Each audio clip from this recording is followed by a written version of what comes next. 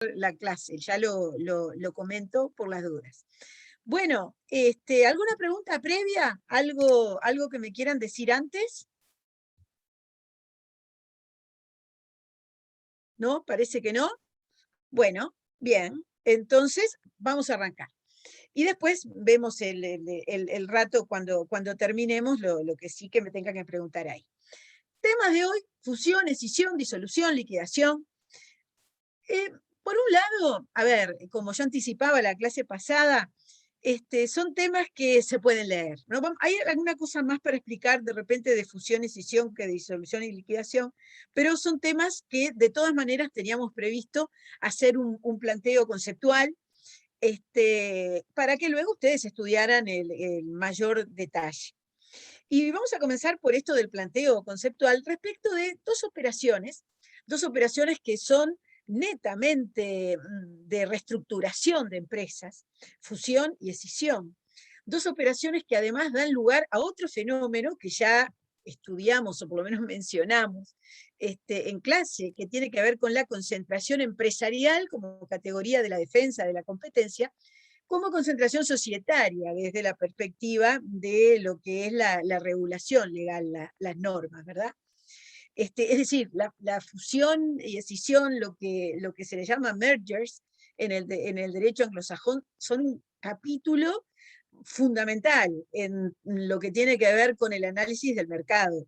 En nuestro país, la reforma que hubo de la Ley de Defensa de la Competencia fue precisamente para afinar la única reforma relevante, digamos, que hubo desde la aprobación del sistema actual, tuvo que ver con este tema, las mergers, fusiones y escisiones, que implican una concentración.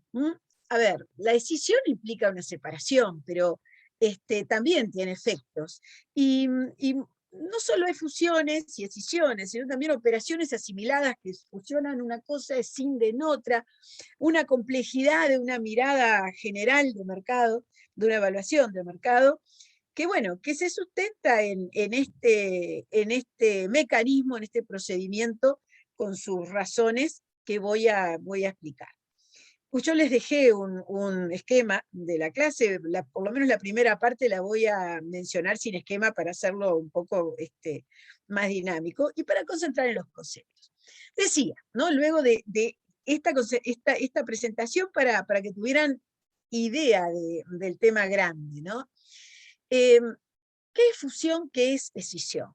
Bueno, miren, en realidad, para entender, es típicamente el significado natural de las expresiones, ¿no? Fusionar implica unir, escindir implica separar. Fusión son operaciones de agrupación, escisión son operaciones de separatoria.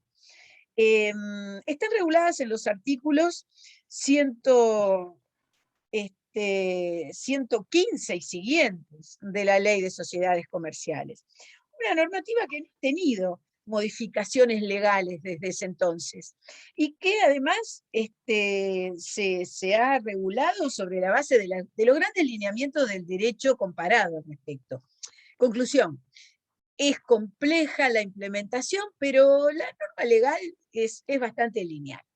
A ver, respecto de fusión, ¿qué dice nuestra legislación? Artículo 115. Que hay dos modalidades de fusión.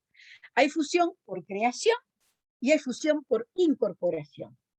Hay fusión por creación, dice el texto, cuando dos o más sociedades se disuelven sin liquidarse y transmiten sus patrimonios a título universal a una nueva.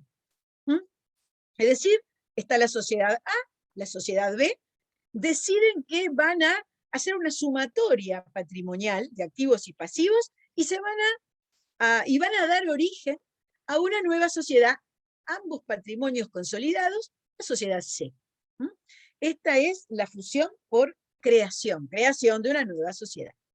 Después está la fusión por incorporación, que más obvio todavía como expresión, significa que hay una sociedad, que hay dos sociedades preexistentes y una de ellas va a hacer ese proceso de sumatoria de la otra, que va a disolverse porque se va a estar incorporando, es decir, va a estar uniendo todo su patrimonio pasivo y activo al de una que ya existía y seguirá existiendo. Es decir, tenemos la sociedad A y la sociedad B, también en este caso, y la sociedad B se incorpora a la sociedad A, y va a seguir existiendo la A, pero con un patrimonio agregado, su activo y su pasivo, que obviamente podrá significar un aumento neto de activo si la sociedad que se agrega tiene más activo que pasivo. Pero en ese tema no vamos a entrar, porque vamos a analizar la parte legal, o sobre todo vamos a destacar los conceptos que explican la parte legal del mecanismo de fusión, del mecanismo de escisión. Es decir, entonces, fusión por creación, fusión por incorporación. Y vamos a plantear también el concepto de escisión. ¿Qué quiere decir escisión? Quiere decir separación. Pero también hay dos modalidades de escisión, que las explica el artículo 116 de nuestra Ley de Sociedades Comerciales. Y dice que puede haber escisión con disolución o sin disolución. Ahora les explico. Una escisión con disolución quiere decir que la sociedad madre, la sociedad origen de la operación, desaparece como tal y se separa en nuevas sociedades. Y la escisión sin disolución quiere decir que la sociedad madre sigue existiendo, pero hay una separación que da lugar a una nueva sociedad. Se separa una sociedad de la preexistente. Por ejemplo, el primer caso, tenemos una sociedad A que deja de existir, es decir, deciden que se disuelva y se atribuye activo y pasivo por equivalente a dos nuevas sociedades B y C. Desaparece A, siguen B y C. B y C tendrán una porción equivalente, ambas, ejemplo, de activo y pasivo. Pero también va a haber una atribución de activos y una atribución de pasivos, sin perjuicio que se mantiene una relación de responsabilidad entre ambas, eso ya lo vamos a ver. Entonces, desaparece la sociedad madre, aparecen dos nuevas. Ese es el primer ejemplo. El segundo ejemplo que vimos de escisión sin disolución es una sociedad A que separa activo y pasivo para crear una nueva. Acá en Uruguay, el ejemplo más, creo yo, fácil de ver, de los pocos que ha habido de decisiones desde que está vigente la ley, fue una escisión que hubo de la empresa de Paysandú de cervezas, Paysandú, doctora, de cervezas, que hace unos cuantos años se escindió una parte de su negocio de maltería. Entonces siguió existiendo la empresa original de fabricación de cerveza, y el negocio de maltería, de maltas, no de la bebida, sino del producto, se separó dando lugar a Maltería de Paysandú. Ese es el ejemplo. La sociedad A da lugar a una sociedad B y sigue existiendo la sociedad A. Ese es el tema conceptual. Pero como les decía, hay operaciones asimiladas que vienen a ser cualquier otro tipo de mix o de situación que tenga que ver con esto. Está en el artículo 117. Y dice, se considerará comprendida en las normas de esta sección la operación por la que una sociedad, disolviéndose o no, transmita una o más cuotas partes de su patrimonio a otra sociedad existente o a otras, o participe en ella o en ellas, o cree una nueva. Asimismo, la sociedad que transmita parte de su activo a una sociedad existente podrá convenir con esta que la operación quede sometida a este tipo de disposición. En definitiva, todo aquello que implique una circulación, una transferencia patrimonial a modo universal, es decir, activo y pasivo juntos, no que se venda un bien, y eso es otra cosa, sino una transmisión de esta manera, bueno, se va a entender sometida a estas disposiciones. Ahora, en definitiva, ¿qué es lo que nos importa analizar? Bueno, dos cosas, son dos grandes temas los que quiero explicar. Una, ¿qué característica tiene el procedimiento como para que le interese tanto al legislador que cualquier operación de este tipo quede sometida a las normas de la sección? Y la segunda, los efectos. Los efectos sobre acreedores, sobre todo, bueno, los efectos al final del camino, ¿no? de estas operaciones. Bueno, respecto de lo primero, ¿qué es lo que tiene este procedimiento? ¿Qué garantías le ofrece a alguien? ¿Cómo? Como para que le interese toda esta definición de cobertura por el sistema de esta sección. Bueno, todo comienza por una decisión, obviamente, ¿no? Cualquier mecanismo, el de fusión, el de decisión, comienza por una decisión. La decisión, en el caso de fusión, tiene que ser tomada a la vez por todas las sociedades involucradas en esta unión, ¿no? En este proceso de sumatoria patrimonial. Bueno, entonces va a haber un acuerdo, una decisión de todas, individual, que luego va a un acuerdo entre ellas, como manifestación de la decisión individual. Un acuerdo. Los procesos de decisión, como parten de una sociedad, esa sociedad va a tener una resolución interna, una reunión del órgano de gobierno que va a tomar esa decisión. Es decir, que hay un primer escalón que tiene que ver con la voluntad, ya sea por acuerdo, ya sea por resolución, combinando ambas cosas. Y después comienza un procedimiento que implica en ambos casos dar a conocer la publicación de la decisión, dar a conocer esta decisión para dos sectores que pueden tener cambios y que por lo tanto deben estar absolutamente o debe hacerse el máximo esfuerzo para que conozcan esta situación.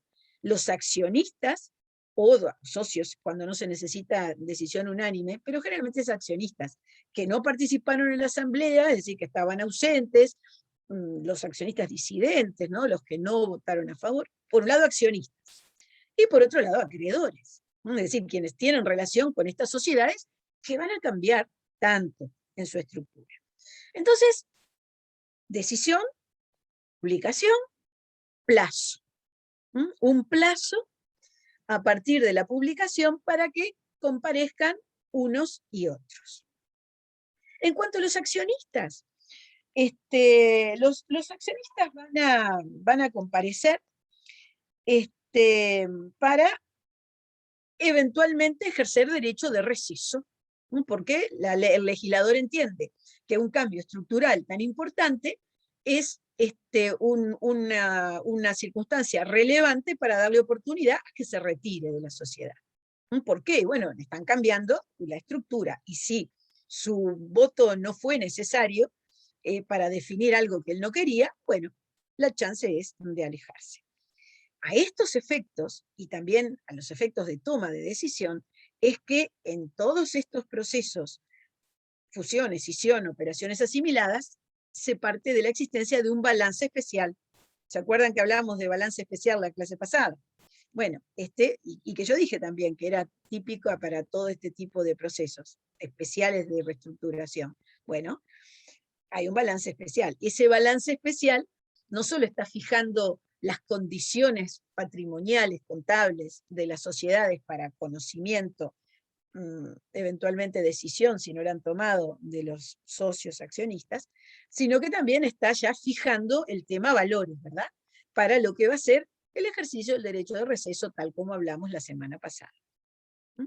De modo que ese es el camino que sigue post publicación, el plazo para los accionistas. Por supuesto que también se contempla la posibilidad de marcha atrás en el proceso de fusión-escisión según estas circunstancias. Y es un poco más complejo el tema que tiene que ver con los acreedores, poco nada más, es un tema de razonamiento. ¿Por qué? Bueno, porque el acreedor comparece para que en los términos del artículo 128 y el concordante en materia de decisión, que en realidad es una remisión prácticamente, es el 139, para que los acreedores se opongan al proyecto de fusión presentado. Los acreedores, dice el artículo 128 en materia de fusión, y en el análogo, deben comunicar fehacientemente a la sociedad deudora su oposición a ese proyecto que ellos llegan a conocer. Y no se puede seguir adelante, no se puede concretar la fusión, la escisión, la operación proyectada, si ese acreedor no es desinteresado o debidamente garantizado. ¿Qué quiere decir esto? Que si no le dan las seguridades razonables a ese acreedor de que va a cobrar, si no le dan directamente, si no lo desinteresan, es decir, si no le pagan, mientras eso no se resuelva, se paraliza esto que había decidido la sociedad. Por supuesto que si la garantía que le ofrece, la oferta de garantía que le hacen las sociedades involucradas en el proceso de reestructura, no conforma al acreedor opositor, se termina definiendo judicialmente, ¿no? Yo nunca vi, no sé si doctora usted vio, la verdad que nunca vi que ningún proceso de esto llegara a ese nivel, porque es lo que hablamos la clase pasada. Ninguna sociedad hace esto sin tener todos los cabos atados, ¿no? Porque no puede una decisión dejarla liberada a que le guste a uno, no le guste al otro, termina decidiendo el juez, a que de repente no tengan fondos que le vengan bien a nadie, y no puede estar una sociedad pendiente de un cambio que puede demorar mucho tiempo, y el tiempo hace perder plata. Cuando es de indecisión, el tiempo hace perder plata, hace perder oportunidades a una empresa. Entonces, si bien tenemos todos estos pasos de protección de los derechos, lo cierto es que en la empresa, cuando primero se piensa entrar a un camino de estos, lo primero que se hace es ver todos los riesgos y tener negociado ya previo, antes de entrar en la decisión correspondiente, lo que se va a hacer. Esta es la realidad de estos caminos. Entonces, como les decía, bueno, la oposición de los acreedores con estas posibilidades. Si no se desinteresan o no están debidamente garantizados, al final o se paraliza todo y queda sin efecto, que tampoco a este nivel vi que se llegara para decidir ir marcha atrás, o deciden judicialmente qué es lo que puede pasar, que en definitiva no es lógico. Beatriz, hace Sí, un par de años, 2, 3 años atrás, empezamos a hacer una investigación a nivel, por el instituto, fue, para ver cuáles eran los juicios a nivel de societario que se daban en el Poder así, Judicial. Siempre coincidían impugnación de asamblea, remoción, lo que vamos a ver la exclusión, clase que viene de lo que es la intervención judicial. Pero cuando había un asunto de estos que tú estás planteando, si bien se plantea, después se termina negociando. No hay sentencia. O no sea, hay, no hay, no. no hay. Hace como 15 años, una cosa así, también hubo una investigación de esas. Si la tengo, se las acerco, porque periódicamente hay investigaciones de situación y son las mismas. Las que tú mencionaste son las que a lo largo de los años se mantienen en el tiempo como lo que llega. A ver, hay algo que sucede en muchas normas legales, no solo en esta, y refuerzo lo que dice la doctora, y es que la complejidad de la posibilidad de ejercer derechos y la complejidad de su ejercicio, si termina siendo un estímulo para ponerse de acuerdo. ¿Mm? Entonces, por otro tema puntual de propiedad intelectual, pero que es el tema de las licencias obligatorias, pero es un razonamiento absolutamente extrapolable. Muchas veces el éxito de una normativa es que no llegue a los juzgados. ¿Cómo decir? Es decir, cuando las partes ven que el derecho está, pero es tan complejo para ejercer y les interesa salir adelante, se ponen de acuerdo. Entonces, esto era una reflexión del doctor Correa, es una eminencia mundial de patentes, y era una reflexión en torno a esa normativa que les digo, pero es absolutamente trasladable. Uno dice, ay, es algo que no se utiliza mucho, pero capaz que el éxito es que al ser tan complejo, no se utiliza, pero tiene ese efecto de poner de acuerdo, ¿no? De que la gente llegue a acuerdos. Yo creo que este es uno de esos casos. y que puede ser tan pesado llegar a decidir esto en los juzgados, que en definitiva la gente planea todo y trata de poner todo en orden antes de llegar al primer paso, que es decidir. Y cuando realiza la toma de decisión de fusión cada sociedad y luego firman el compromiso los representantes, es porque ataron todo. Puede siempre haber algo de último momento, ¿no? Pero de todas maneras, esa es la mirada realista de este asunto.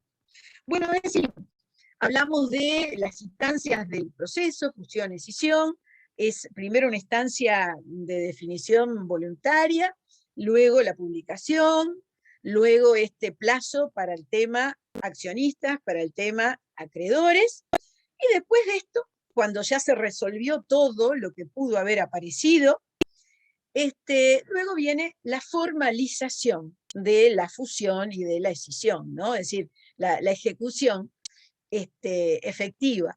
¿Qué implica? Implica, desde el punto de vista formal, cumplir la inscripción registral, no mencioné, bueno, cumplir los pasos correspondientes para la constitución de las sociedades que aparezcan nuevas o para la formulación estatutaria e inscripción de cómo queda esa nueva sociedad, en el caso de la fusión por absorción, básicamente, o por incorporación. Y luego, bueno, registro, publicaciones, lo que corresponde, según cada tipo social. Detalles que veremos más adelante. En el curso me refiero, que en realidad tampoco lo vimos todavía. Esto en cuanto a los caminos de este tema. Ahora, ¿qué efectos tiene la fusión y la escisión? ¿No? Es decir, veamos ese segundo gran tema respecto de la importancia de estas situaciones. El artículo 123 es el fundamental en este caso, y dice: la fusión y la escisión no alterarán los derechos de las sociedades que intervienen en el proceso, ¿no? Los derechos de las sociedades que se fusionan o escindan, salvo pacto en contrario. Así que, en principio, los contratos que tenían pendiente, que se venían ejecutando, o pendiente de cumplimiento de cada sociedad, esto no se modifica. Va a haber una reasignación interna, digamos, entre las sociedades cuando se genera alguna nueva en estos procesos, que va a estar directamente a cargo, digamos, de algún tipo de obligación, sin perjuicio de la responsabilidad de las demás involucradas frente a estos acreedores. De modo que esto tiene que estar ya resuelto. La fusión y la escisión tiene complejidades de implementación. ¿Desde qué perspectiva? Bueno, desde la perspectiva contable, por ejemplo. Complejidades, bueno, que no son imposibilidades, pero piensen ustedes que desde que hay un acuerdo en cambiar la ley y la reglamentación, disponen que se consoliden criterios contables entre las sociedades. Es decir, a partir de ese momento van a estar, ya va a estar, en general los contadores ya van armando una especie como de borrador de cómo será para tener presente esos nuevos mecanismos, y tienen que ir ya definiendo que van a tener todos los mismos criterios. Eso se llama consolidación. Es decir, va a haber balances consolidados que van a estar conectados, digamos, por los mismos criterios, por los criterios en común, porque el día que termina el proceso de constitución de esa sociedad nueva o de la sociedad que absorbió en el proceso y que quedó como la única luego de las decisiones tomadas, al día siguiente ya tienen que estar los registros contables de la nueva situación, de las nuevas sociedades, ¿no? de cómo sea que las partes, en definitiva, las sociedades involucradas, que en definitiva decidieron que iban a seguir, ¿no? Entonces hay todo un trabajo contable muy importante, y contable significa facturaciones, ¿no? Toda una cantidad de realidades que para la vida cotidiana de la sociedad Bueno, son fundamentales, son fundamentales. De modo que, ¿a qué voy con esto? Que más allá del trámite, que es lo que yo les conté, y que ustedes podrán leer, que la parte del punto de vista del derecho es solo esto, la decisión embarcarse en estos cambios estructurales al contador, ¿no? A la parte de documentación de la vida de la sociedad, le significa un desafío, un trabajo peculiar, específico. Aquí tenemos que ver el tema de tributos correspondientes a cada una por las operaciones que luego van a asumir, que venían cumpliendo la otra. Cómo en definitiva definir lo que va a ser los patrimonios a transmitir con una cierta equivalencia y según la fecha. He estado en algún caso participando, en otros cerca de estos temas, y les puedo asegurar que para el contador es una cantidad de, no solo es un desafío, sino que tiene una cantidad de decisiones que tomar profesionalmente. Así que esta parte, nosotros, como juristas, es estudiar bien la ley para entenderla, pero hacerlo es el desafío. Otra norma que quiero leer, que es fundamental, que tienen en común todas estas operaciones, fusiones, decisiones asimiladas, es la del 124, que habla de las participaciones y compensaciones a socios o accionistas. A ver, cuando hay una sociedad madre, pongamos el ejemplo, que respecto de la cual hay una escisión y da lugar a una nueva, el principio es que los accionistas que tenían una participación con cierta proporción en la sociedad madre, la mantienen exactamente en esa sociedad que se crea. Lo mismo es el principio general. ¿No? Es decir, una proporción que se tiene en las sociedades que se van a respetar de fusión. Cierta complejidad, porque puede haber fracciones completas de participación.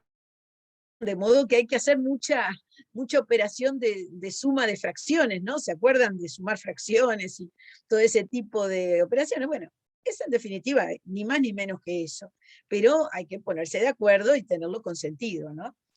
El artículo 124 dice, en el contrato de fusión o en el acto de escisión, es decir, en ese puntapié inicial documental de este proceso, al establecerse la distribución de participaciones sociales entre socios y accionistas, podrá estipularse el pago de compensaciones en dinero, pero nunca de más de un 10% del valor nominal que se adjudique a cada uno. ¿Qué quiere decir esto?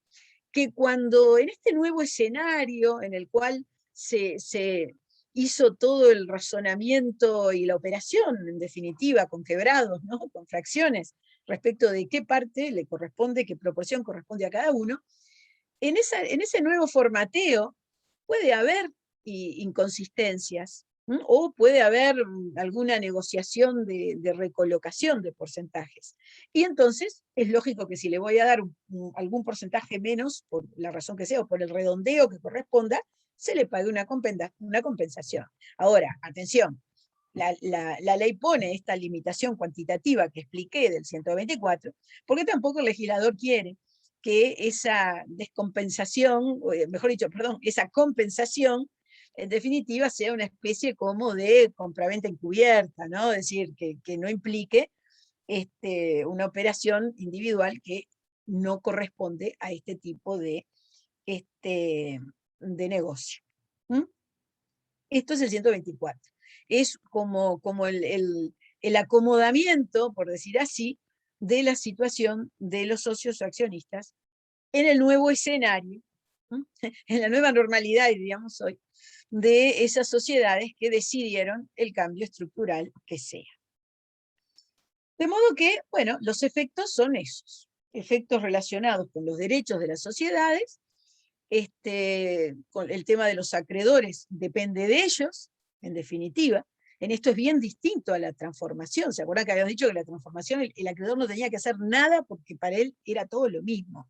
Bueno, acá, en este cambio estructural, el legislador expresamente le da la palabra al acreedor para que vea, para que él diga qué le parece.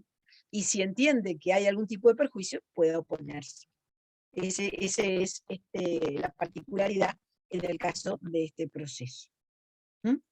Y bueno, como decía, los derechos de los acreedores y luego esta situación de posible compensación en caso que no sea absolutamente ajustado, el acomodamiento entre todos los socios o accionistas en la nueva organización decidida. Y bien, esto es la parte conceptual referida a estas operaciones, a las operaciones de fusión y escisión. Con esto queda encaminado, decidido el proceso y por mi parte he explicado lo que quería mencionar de fusión y escisión.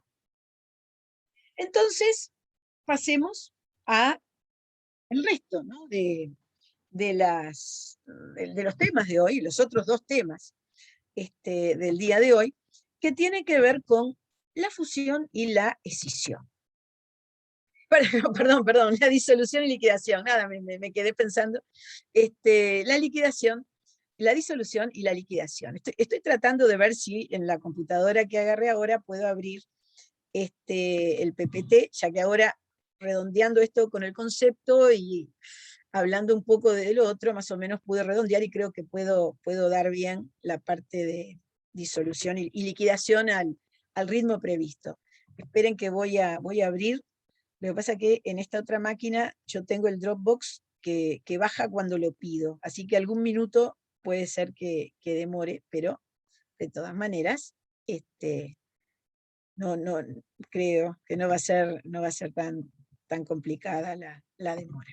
A ver, aquí ya tenemos, se supone que está por bajar, pero mientras voy planteando la introducción a disolución, acá está, al tema disolución y escisión.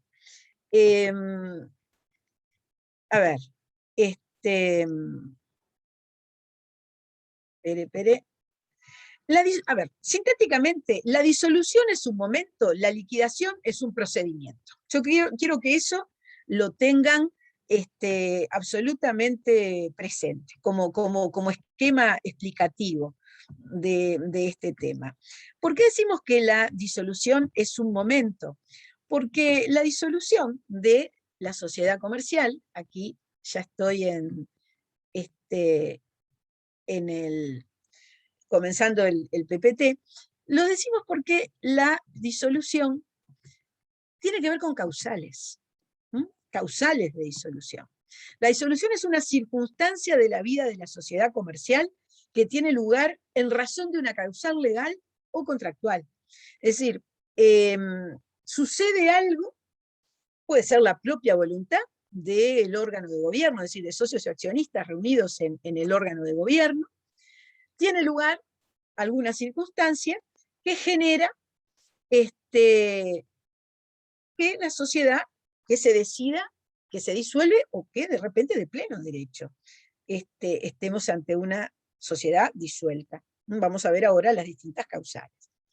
De modo que la disolución es un momento en el tiempo, necesariamente es un momento en el tiempo. Ya sea de pleno derecho, ya sea por voluntad de las partes, ya sea por una circunstancia que tiene lugar, es un momento.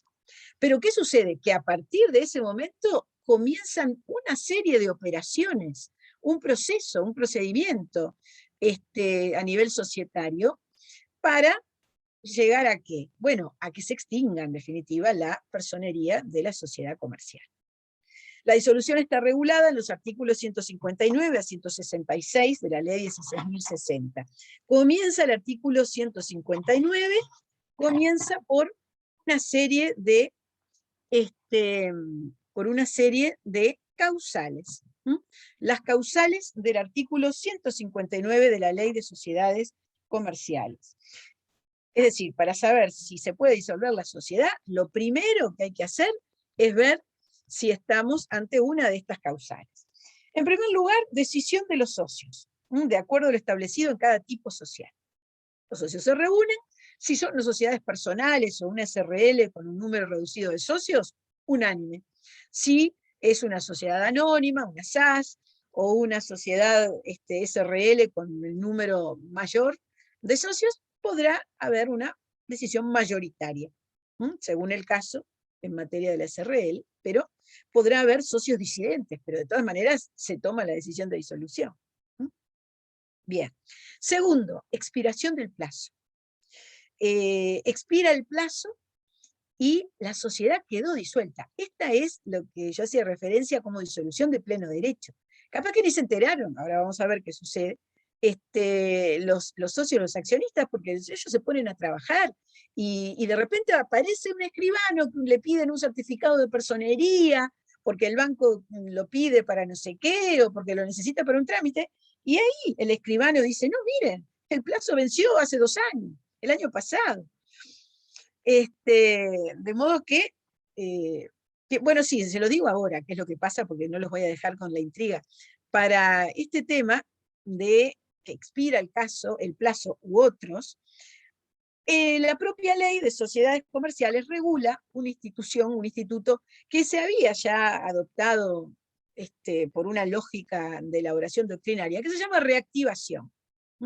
Entonces, salvo el caso de disolución por fusión, escisión o actividades ilícitas, los socios pueden resolver la continuación por la mayoría requerida para modificar el contrato cuando les pasa, lo típico es esto, en materia de plazo, que siguieron de largo no se dieron cuenta. Entonces, la mayoría correspondiente, o, bueno, si es un tema de modificación del contrato en una sociedad personal, pero que prácticamente no hay, tendría que ser unanimidad, dicen, continuamos. Eso en la terminología del legislador es reactivación. Los socios son disidentes o ausentes tienen derecho de receso. ¿Y por qué? Y bueno, porque corresponde que el legislador le dé la chance, porque en definitiva, al menos, aunque no lo hubieran ellos percibido el transcurso del plazo, en su decisión originaria de ser socios tenían esa idea de plazo, entonces tienen derecho de receso. La sociedad conserva la personería jurídica, no hay modificación en absoluto por la reactivación en nada que sean sus obligaciones y derechos, pero bueno, corresponde esa declaratoria de reactivación, que obviamente se hace en un documento con intervención notarial, ¿no? Y que tiene que ser comunicado al registro. Pero bien, volvemos para atrás, no quería dejar de responder como había anunciado yo, pero lo que en la situación más común en la cual hay una base para reactivación sigue siendo la expiración de plazo sin que se dieran cuenta. Bueno, otras causales. La condición cumplida, es lógico, si se estableció que la existencia de la sociedad iba a estar atada a una condición, a la condición de que se explotara determinado tipo de actividad económica y ya no es posible, o ya terminó aquello que se habían propuesto, bueno, según el caso. Bueno, para el terminar aquello que se habían propuesto es la siguiente, el objeto, consecución o imposibilidad es lo que le agrega la ley del objeto. Cuando la sociedad, el objeto dice que es para algo en particular y ya se hizo, bueno, disolución. O si un objeto que era una actividad económica que se podía realizar, resulta que después, por reglamentación, es declarada que ya no va a ser realizada por privados, por ejemplo, ¿no? Es declarada ilegal, iba a decir, pero no piensen en ilegal como algo delictivo siempre. Por ejemplo, muy fácil para ver,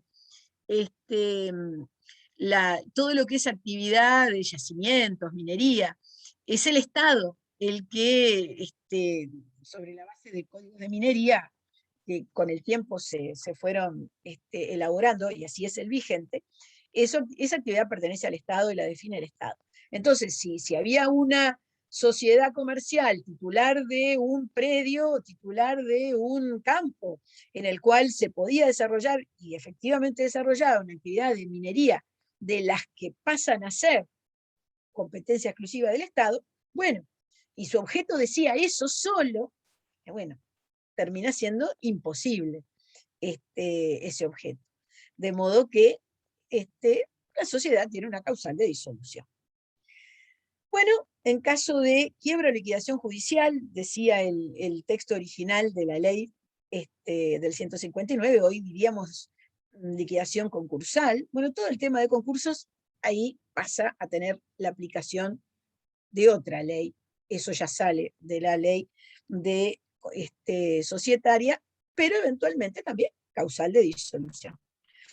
Luego de esa causal, por pérdidas que reduzcan el patrimonio social a una cifra inferior a la cuarta parte del capital social integrado, la famosa disolución por pérdidas. Bueno, en caso de estas pérdidas hay causal de disolución, a menos que tenga lugar un reintegro, es decir, una operación fuelle que implica que desaparece el activo para que no haya pérdidas y los socios entregan recursos frescos, ¿no? Nuevas aportaciones, como dice la ley. Pero en realidad el punto es la disolución por pérdidas, numeral 6 del artículo 159. Puede haber disolución en caso de fusión o escisión, que vimos que simplemente es disolución según qué es lo que quieran hacer, no hay liquidación. Luego puede haber disolución por reducción a 1 del número de socios, y ya hablamos en el artículo 156, la clase pasada, qué significaba esto, cómo podía superarse esa causal de disolución de la sociedad, y cómo se reactivaba, digamos, ¿no? en la medida de la lógica de la asunción, más allá de la fecha. Luego, y esta otra es muy interesante cuando hay conflictos en la sociedad, me refiero a la que se le suele llamar de funcionamiento imposible. El numeral 9 del artículo 159 dice, por la imposibilidad de su funcionamiento, por la inactividad de los administradores o de los órganos sociales, o por la imposibilidad de lograr acuerdos sociales válidos. Es decir, cuando hay bloqueo porque están en guerra, digamos, los accionistas, los socios, hay problemas personales usualmente, ¿no? Que llevan a que la sociedad no vaya para adelante. Bueno, si esta situación, en los términos que yo le leí, que implican un funcionamiento imposible, se puede probar, y ya no digo que se pongan de acuerdo en qué es causal, porque si están peleándose no van a ponerse de acuerdo en nada, ¿no? Pero en definitiva esto termina en un juzgado, con un socio o accionista pidiendo la disolución, probando la imposibilidad de la toma de decisiones, la posibilidad de funcionamiento, en fin, esto que acá quedó descrito. Esto es importante. Tanto esta como, como el caso de disolución por pérdidas, que cuando la situación de las sociedades plantea complejidad, en definitiva, es una de las alternativas, ¿no? Si es que lo que quiere el accionista, ¿no? Luego, esta otra, la del número 10, cubre muchas situaciones que se pueden dar, sobre todo ahora por temas de lavado de activos. Acá dice, por la realización continuada de una actividad ilícita o prohibida, o por la comisión de actos ilícitos, de tal gravedad que se desvirtúe el objeto social. Este es un caso de desvirtuación de objeto. Es decir, el objeto de una sociedad es una actividad económica lícita. Entonces, ¿qué es lo que nos propone el numeral 10? Nos propone actividades económicas, ya sea la actividad económica o actos ilícitos en concreto, graves, que contravienen la lógica de ser de una sociedad comercial. Una sociedad comercial existe ¿para qué? Para que los socios tengan expectativa de ganar dinero realizando una actividad legal, para la cual tienen que dotar a esa persona jurídica de fondos. Esta es la versión, no en términos legales o no con palabras legales, de para qué está la sociedad comercial. Si la utilizan para algo distorsionado, alejado, que tiene que ver con ilicitudes, causal de disolución. Entonces, a veces cuando aparece una sociedad con lavados de activos, típicamente es lo que ha pasado, y cuando ha pasado que una sociedad nacional de las que eran offshore ha tenido estas actividades en el extranjero, pero termina decidiéndose por el derecho nacional qué pasa con ella, Este es el camino para que deje de existir la sociedad. Cuando de repente están presos o no se sabe dónde están los directores, ¿no? Es decir, cuando no hay a quien reclamarle haga algo, ¿no? Bueno, el camino por el cual han pasado, ya sea el fiscal del caso eventualmente, o como sea, es el numeral 10 del artículo 159. Y luego, en esta ley y en otras leyes, hay causales de disolución. En el PPT ampliado, que yo les agrego, pueden ver las circunstancias en las cuales tienen lugar estas situaciones. En fin, esto en cuanto a tema disolución. Me interesa destacar, además de lo que es la disolución, que al respecto de la declaración, los socios deben, en principio, ponerse de acuerdo para que esta es una causal de disolución y entrar a tomar las primeras decisiones de la liquidación. Si no lo hacen, se solicita judicialmente. ¿Mm? No solo el socio puede pedir la disolución, también un tercero interesado. Esos son los términos específicos que mencionan. Este es el 162. Cualquiera de los socios o los terceros interesados. Saben que es bien amplio un tercero interesado para que se disuelva una sociedad. Bien, siguiendo con esto, los efectos de la disolución tienen lugar entre los socios desde el acuerdo o la resolución judicial. Un efecto es tener que designar, ahora vamos a ver, liquidador, es decir, empezar a definir el proceso de liquidación. Eso entre los socios. Frente a terceros, es desde que se inscribe el acto de disolución. Es decir, se inscribe el documento en el cual se recoge que tuvo lugar un acto que generó una decisión o una resolución judicial de disolución de la sociedad. El único caso en que no es necesario la inscripción es precisamente el de expiración de plazo de la sociedad. ¿Por qué? Y porque ya estaba inscrito el contrato de la sociedad donde estaba el dato del plazo. De modo que eso ya es posible de ser conocido por el resto del mercado. Entonces, los efectos se manejan de esa manera. La reactivación la vimos. Pasemos entonces ahora a la otra etapa. Mejor dicho, al paso siguiente, que es una serie de operaciones. Se puede definir a la liquidación como el procedimiento técnico jurídico integrado por operaciones de naturaleza compleja, cuya finalidad es determinar el activo social a efectos de la cancelación del pasivo para la distribución del remanente entre los socios. A ver, ¿qué significa liquidar? En general, liquidar significa ver si hay cuentas, ver si hay dinero, con el dinero pagar las cuentas y lo que queda se reparte. Dicho en términos administrador común. Bueno, eso mismo es la liquidación de la sociedad comercial. Implica la determinación de lo que puede haber de activo, la determinación del pasivo, la cancelación del pasivo con el activo correspondiente y en caso de remanente se va a distribuir entre los socios o entre los accionistas. ¿Según qué criterio se va a repartir lo que pueda haber de remanente? A ver quién me dice algo. ¿Según qué criterio? Ya lo vimos. ¿Cómo se reparte el remanente a cada socio? ¿Según qué criterio?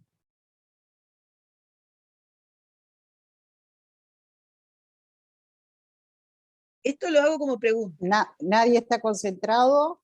Según el aporte social, Ahí está, según el porcentaje que refleja en definitiva el aporte que hicieron.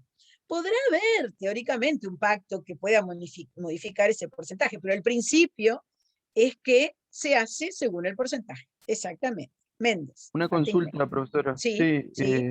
Me surgió la duda porque quizás estoy integrando temas, pero cuando vimos la nulidad del contrato social, que dijimos que era insubsanable cuando era ilícito, y no confundirlo con la actividad ilícita, ahora que estamos hablando de la actividad ilícita, me genera duda si la liquidación va a implicar que se entreguen el activo o no. No, Es decir, no. lo Eh, producido. entiendo. Son caminos distintos, porque cuando hablamos de nulidad, estamos hablando de nulidad insubsanable, ¿no? En los términos perfectamente expuestos que ustedes han escuchado. La nulidad tiene que ver con un cuestionamiento general contractual. Tiene que ver con actividades, pero tiene que ver con una relación con lo que dice el contrato. Aquí, cuando yo mencionaba esas situaciones de ilicitud, fíjense que la ley dice actos ilícitos de tal gravedad. Es decir, con que realice ciertos actos, ya se lleva a disolución y liquidación. El escenario es distinto. El escenario de valoración es distinto. A ver, si es posible que haya alguna hipótesis frontera, y puede ser. Puede ser porque la realidad siempre supera los planteos.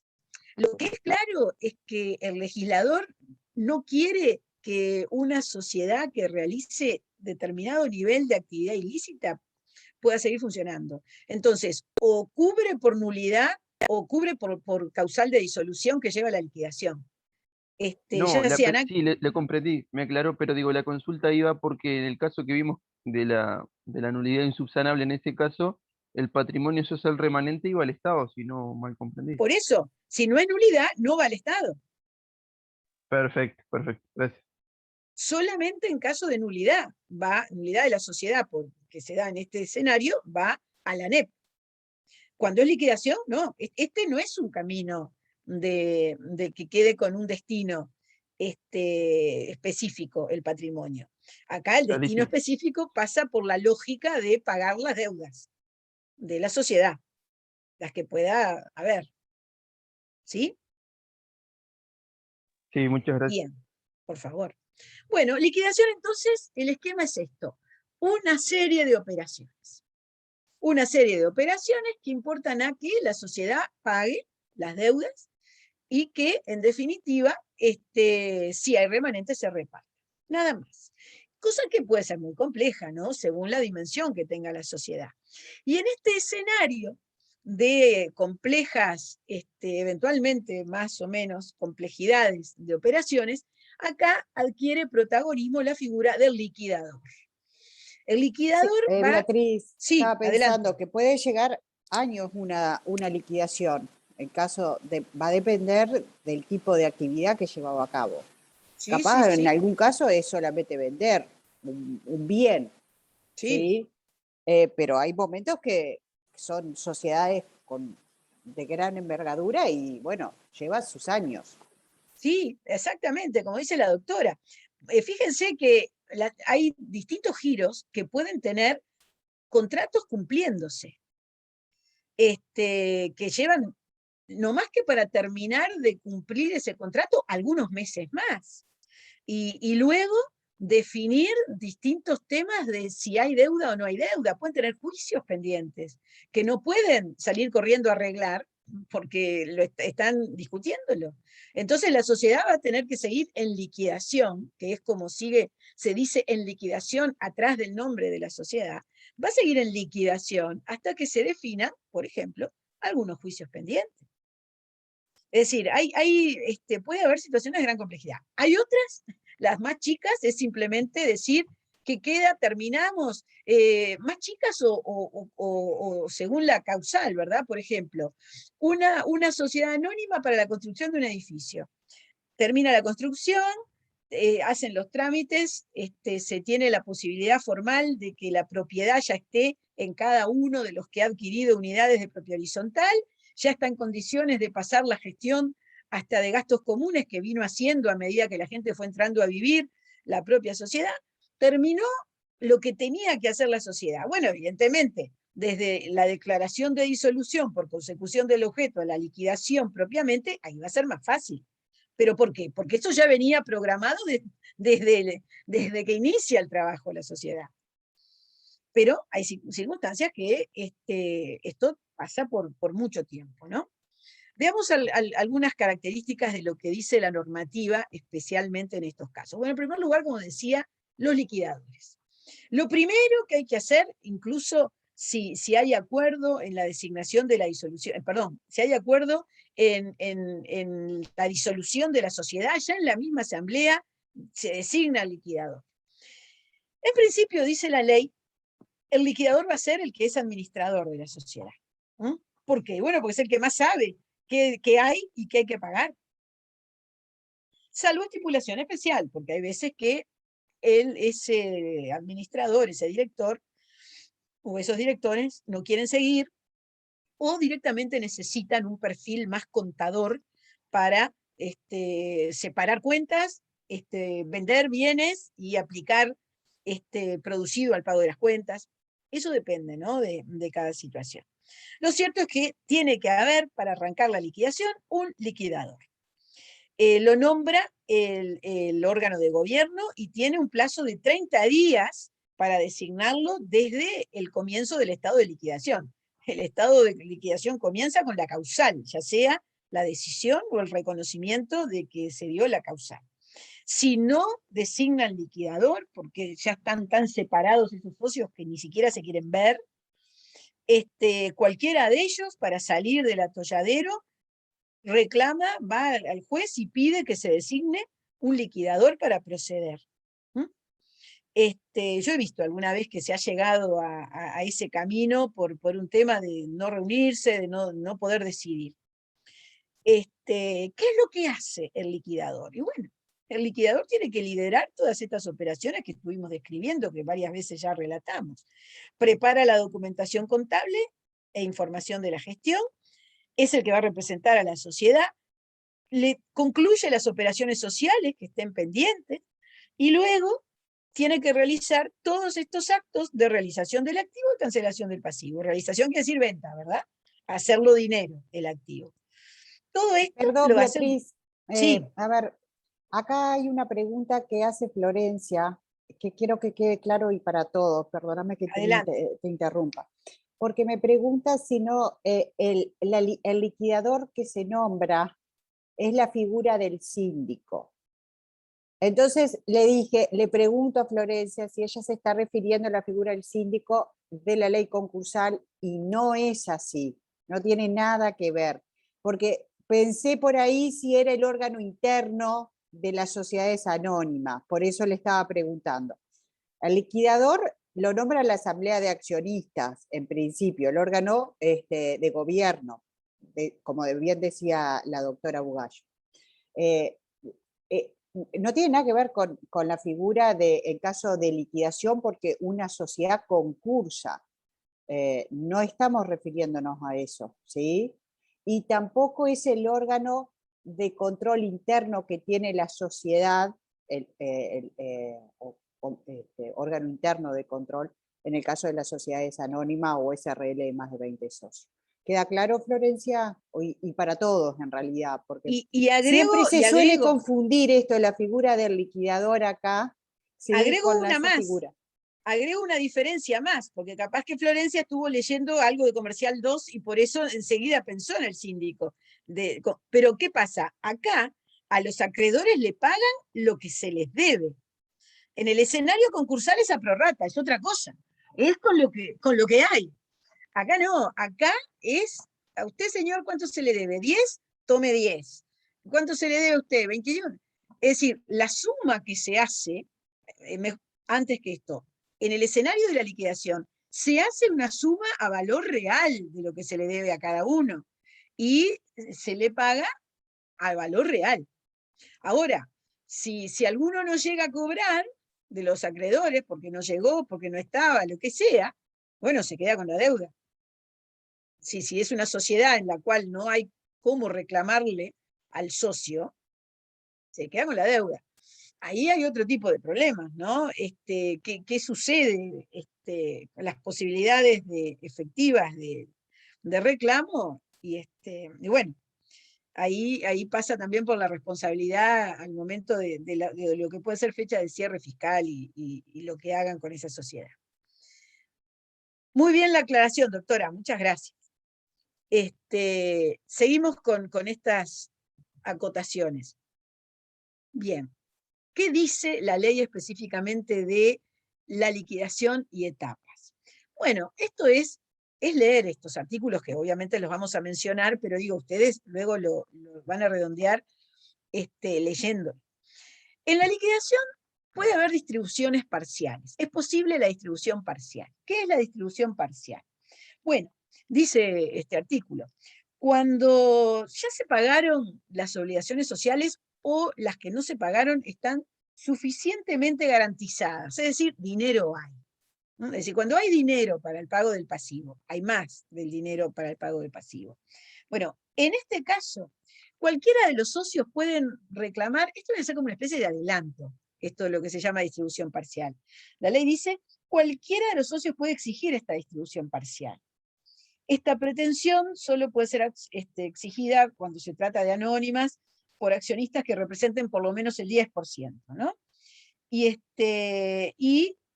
entonces, en ese caso, con las seguridades que corresponda, si hay un dinero ya, bueno, antes de terminado todos los procesos de pago y demás, se podrá entregar. Pero tiene que haber mucha seguridad para que esto tenga lógica. ¿Mm? Beatriz, Bien, sí, con respecto a eso de la distribución parcial, que no se confunda que se están distribuyendo utilidades, porque si estamos en una etapa de disolución y liquidación, en ese caso, ¿sí? Lo que puede pasar, no está actuando la sociedad, no está llevando a cabo el objeto. Lo que está llevando es a los efectos de liquidar la sociedad. No puede llevar a cabo el objeto. Entonces, utilidades no son. ya no hay más utilidades cuando se disuelve la sociedad. Lo que va a haber Acabo es de tener una remanente. sentencia donde Ah, el juez estipula, ¿sí? que, vaya a que atender, no está doctora. distribuyendo utilidades. Exacto. No, digo porque está sonando el timbre, capaz que tiene que ir. No, decía, perfecto. Es decir, a ver, la sociedad ya no está funcionando. ¿Por qué? ¿Por qué se disolvió?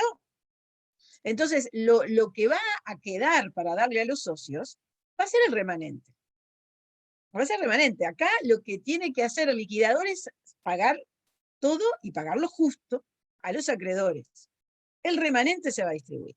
Pero cuando ya se sabe que hay dinero en la sociedad y ya se sabe que alcanza para el pago de las cuentas, ¿no? De las cuentas pendientes, es que funciona esta posibilidad de distribución adelantada, viene a ser, distribución parcial en ese sentido. Bueno, el liquidador, a su vez, va a presentar el balance final y el proyecto de distribución. Esto lo dice el artículo 178. Es decir, una vez que se extinguió el pasivo social porque se pagó,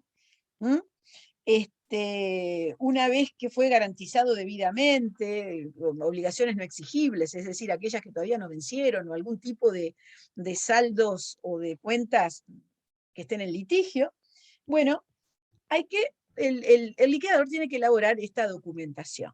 Y el proyecto de distribución, en definitiva, es establecer, sobre la base de lo que hoy comentamos antes, el porcentaje que está establecido que le va a corresponder a los distintos accionistas, a los distintos socios, bueno, va a terminar definiendo si se va a pagar en dinero o si hay algún tipo de acuerdo respecto de alguna otra forma de pago por entrega de bienes, de lo que equivalga. Eso se puede hacer, y sí, si están todos de acuerdo, se puede hacer. Esta es la manera. Acá dice el inciso 3 del 178, que los socios tendrán derecho a que se les adjudiquen los mismos bienes remanentes que en su caso aportaron. En caso que sea posible, primero, porque estén, y segundo, porque corresponda al valor que van a cobrar. De ser posible, el bien aportado que se conserve en el patrimonio social será atribuido a quien lo haya aportado. De ser posible, y en definitiva si están de acuerdo, ¿no? Porque esto pasa por todo este mecanismo. Bueno, muy bien. Una vez que el liquidador presenta el balance final, el proyecto de distribución, tiene que ser aceptado. Artículo 179 dice que el balance final y proyecto suscrito por los liquidadores serán comunicados a los socios y se considerarán aprobados si no fueran impugnados en 30 días, a contar desde que son recibidos, desde que cada socio accionista lo recibe. 30 días, entonces, dispone para pronunciarse al respecto cada socio, cada accionista. puede ser que no estén de acuerdo y entonces haya impugnaciones. Todo esto lo dice el mismo artículo 179. Y el último inciso aclara que los liquidadores tendrán un plazo de 30 días para aceptar o rechazar las impugnaciones que le hayan formulado. Vencido dicho plazo, entonces, si el liquidador no aceptó la impugnación, el socio o accionista puede ir judicialmente a discutirlo. Así que, en caso de que no estén de acuerdo, esto, de nuevo, termina en el juzgado. Bueno, supongamos que estuvieron de acuerdo, que fue aceptado o que transcurrió el mecanismo correspondiente y al final ya se ha concretado cuánto le corresponde a cada uno y cómo lo van a recibir. Entonces viene la etapa llamada de ejecución de la distribución. Dice el 180, aprobados privada o judicialmente el balance y el proyecto de distribución, ahora entonces hay que transferir los bienes. Hay que transferir los bienes. Hay que cumplir los requisitos según el bien que se trate de la transferencia. Y aquí viene lo importante del punto de vista de calidad jurídica, de significado jurídico, que es el inciso 2 del artículo 180, que dice, el proyecto de distribución será título hábil para que cada socio reclame de los liquidadores la entrega de los bienes que le fueran adjudicados. Esto es fundamental. El proyecto aprobado con esto puede ir al juzgado y es título hábil para reclamar que efectivamente le entreguen lo que le corresponde. Si son bienes que en definitiva para la transmisión requieren escritura pública, habrá que hacer escrituración judicial. Ese será el caso. Y finalmente, respecto de este mecanismo de liquidación, está el artículo 181. El artículo 181 tiene una modificación de los últimos años. Porque, ¿qué pasa? Que lo que más le importaba a la gente en este momento final de extinción de la sociedad, lo que más le importaba a la gente era tener claro que no iba a pagar más BPS, DGI, es decir, tener sellado el tema fiscal. Y luego, bueno, si se avisaba el registro, la cancelación o no, algunos hacían prolijamente el tema y otros no lo hacían. Y lo dejaban. Y quedaba, esto pasó en varios países a lo largo de la historia del derecho societario en cierto momento. Entonces quedaban en el registro, y todavía quedan, porque no se fueron cerradas por el momento, sociedades inscriptas que no existen más porque se declaró que estaban liquidadas a nivel fiscal. Es lo que la doctrina italiana llamaba a los registros de comercio en este sentido, cementerios de fantasmas, ¿no? Es decir, bueno, entonces, la modificación que se introdujo en el artículo 181 determina que la inscripción registral, la cancelación de la inscripción registral, no va a depender de un acto voluntario de las partes. ¿Por qué? Porque una vez cumplido y realizado todos los mecanismos con mayor exigencia a nivel fiscal, el fisco es el que se encarga entonces de enviar la información de cancelación para que efectivamente prosiga a nivel del registro la comunicación que se cancela la inscripción registral. Ahora, noten ustedes que no se dice siempre extinción. A ver, porque acá viene la gran pregunta y terminamos la clase con esto. ¿Cuándo deja de existir la persona jurídica? ¿Cuándo deja de existir? Deja de existir cuando se cancela el registro de la sociedad comercial. Acuérdense que no comienza a existir cuando se inscribe, ya existe antes, con el mero acuerdo de las partes. Entonces el punto era, simétricamente, el final de esta película, ¿cuándo viene, no? ¿Cuándo se extingue la persona jurídica? Bueno, la idea es que la extinción opere con la inscripción registral. Pero el punto es que en algunas remotas, pero no, y escasas, pero no imposibles situaciones, se identificaba que una sociedad que se declaraba disuelta y liquidada a nivel registral, terminaba todavía teniendo un bien a su nombre. Entonces, no podía entenderse efectivamente extinguida una persona jurídica si tenía como elemento fundamental un patrimonio.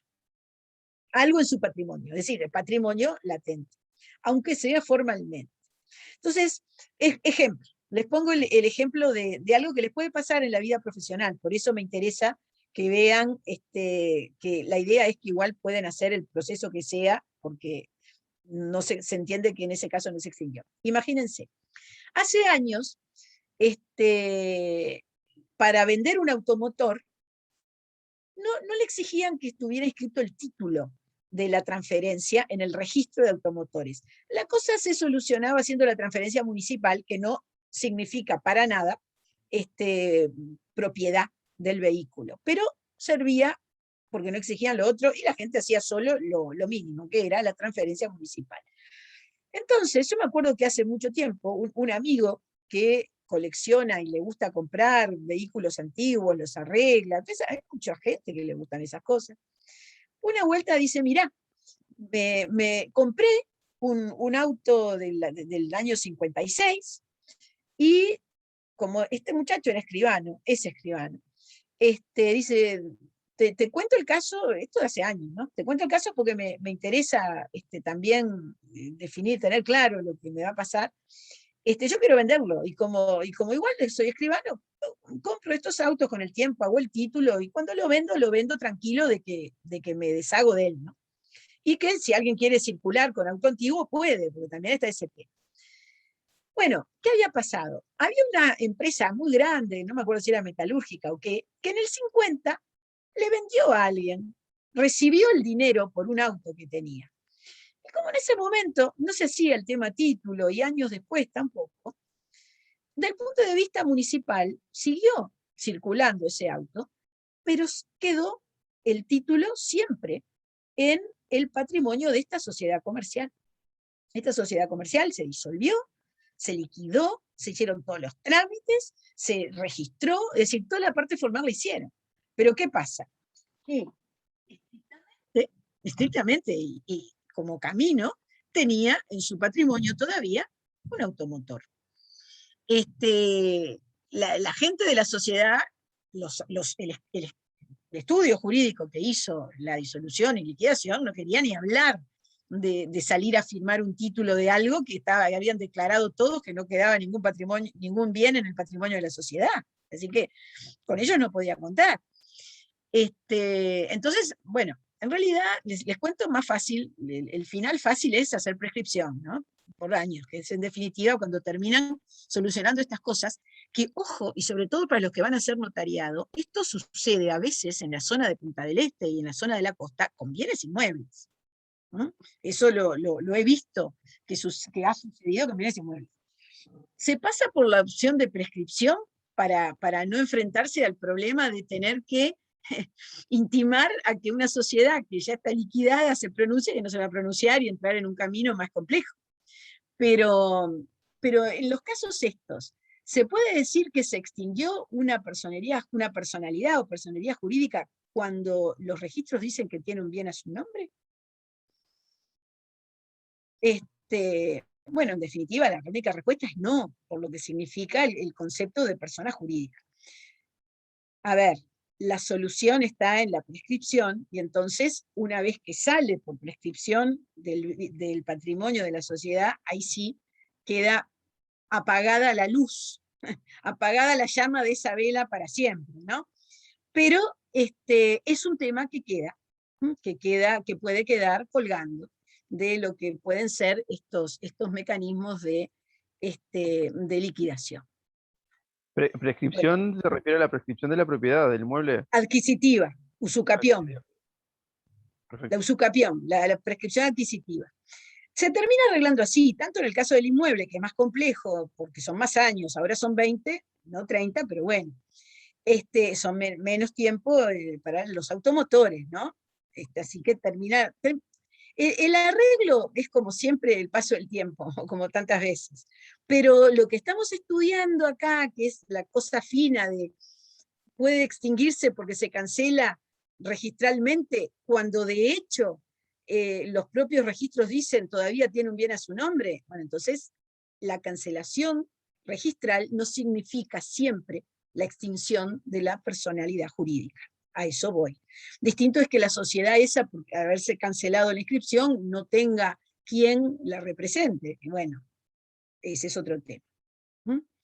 Acá me dice, a mí lo que me confunde es que si no hay dinero para pagar, claro, lo que dice la doctora, eso es otra cosa. Está bien, está bien. Doctora, conteste usted que ya había puesto esa respuesta. No, estábamos hablando un poco con Florencia porque ella me planteaba en el chat qué pasaba si no distribuía el liquidador. A ver, el liquidador lo que tiene que hacer es cobrar todos los créditos que tiene, cancelar el pasivo y después, si hay un remanente, se lo va a distribuir entre los socios o accionistas, ¿sí? Para eso va a ser un balance especial, incluso puede estar previsto cuando se nombra ese liquidador que se va a hacer balance trimestralmente y va a haber asamblea de socios para estar informando. Se lo puede remover si no está cumpliendo con las funciones como liquidador y con la posible responsabilidad, porque en realidad se le aplica el mismo estatuto que los administradores y representantes a los liquidadores. ¿Qué les parece a ustedes si ustedes pidieron una liquidación, ¿sí? Y ya ahí el liquidador, ya cuando hace el balance, ya se va a dar cuenta si hay suficiente activo y pasivo, ¿sí? Y si hay más pasivo que activo, ¿qué le conviene a ese liquidador? ¿Qué les parece a ustedes? Si hay Concurso. más, Sí, bueno, exactamente, tal cual, Martín, porque si el eso es para los pasivo... que ya saben Comercial 2. Sí, Por no, eso yo, por un tema de perdón, responsabilidad, por ¿sí? eso yo toqué ese tema del concurso, porque a mí me confundía mucho eso.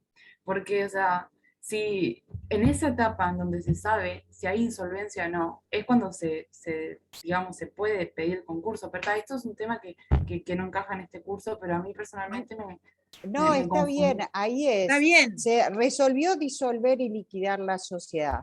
Y el liquidador ve que el activo es inferior al pasivo, y bueno, es muy A ver, probable que, que lo un plantee, detalle. pero ya antes los socios ya se dieron cuenta, los Es lo que iba a administradores se decir. informaron de esa Nunca, situación. a ver, antes de decidir, vamos a disolver, ya saben que si la situación es para ir a un concurso, o van al concurso o hacen todo lo posible para no ir y cerrar el asunto como sea, y no llegar al cataclismo de que después tengan que decidir en la calificación del concurso si los directores actuaron o no actuaron o qué pasó. Nunca llega en los hechos, así como hablamos recién que la realidad para los cambios estructurales no es que llegan a la asamblea y dicen, ups, querrá el acreedor estar. Pasa lo mismo con esto. Nadie se va a meter en un escenario para que quede en evidencia y documentado que no pueden cubrir, y entonces que provocar una situación más compleja.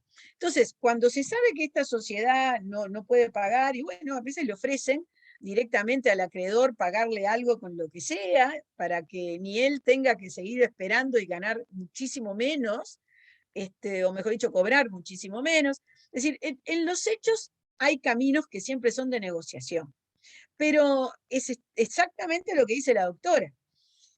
Cuando la evidencia dice que no hay con qué pagar, uno teóricamente piensa, liquidación concursal. Pero no queden ustedes con la idea que eso es una sorpresa para decidir en la asamblea. ¿Comprendido? Y no se crean que ir a un proceso concursal es la solución. Por eso hay tan pocos, digo, comparado con las empresas que tienen problemas de pago. Eso iba a decir yo, siempre es mejor un mal negocio que ir a un nivel concursal que aparte requiere bastante plata. No debería serlo así. Claro. No pero la debería ser así. práctica Y es lo que los que resulta, acceden ¿no? al concurso tendrían que saber los beneficios que le da el concurso a las empresas. Porque hay beneficios, quedan amparadas en ciertos beneficios que les permiten continuar trabajando. Pero entonces no En quiere algunos, disolverse la sociedad y ya estamos entrando en otro camino, en sí, otro lugar. en otro Esto es terreno, para me parece. comercial 2, esto es para discutir en comercial 2. Aquí nos quedamos redondeando, bueno, algunos minutos le saqué, pero por lo menos terminé los conceptos de la clase de hoy, con todo el problema técnico, menos mal que tenía la otra máquina. Y bueno, terminamos entonces la clase. ¿Alguna otra pregunta más concreta? Más concreta no, concreta. Bueno, la Parecería clase que que no. viene entonces vamos a hablar de intervención judicial y regar, que son hermosos cualquiera de los dos temas. Son Es una pena atrapantes. tener que darlos en una sola clase corriendo, y Sí. si nos da el tiempo también tenemos algo, Sociedades, ahí va, sociedades constituidas en el constituidas en el extranjero. Sí, exacto. Eso de sociedades constituidas en el extranjero es un tema que lo dan en el internacional privado siempre, siempre. De modo que nosotros hacemos básicamente un planteo de posicionamiento, ¿no? Porque tampoco vamos Y a algo se ve en repetir cosas. financiero también. ¿En financiero también? Y algo Este, se ve. Sí, no, me consta que es necesario tener el concepto para ciertos aspectos del tema financiero. Claro, seguramente optarán por explicarlo para estar seguros que lo saben. Está bien, está bien, está bien. Bueno, nos bueno, vemos doctora, entonces. estimados, Chao, que pasen doctora. lindo. Chao. Que Buenas tengan tardes. lindos días. Hasta Muchas luego. Chau, chau, gracias. chau. Hasta el viernes. Hasta el viernes. End meeting.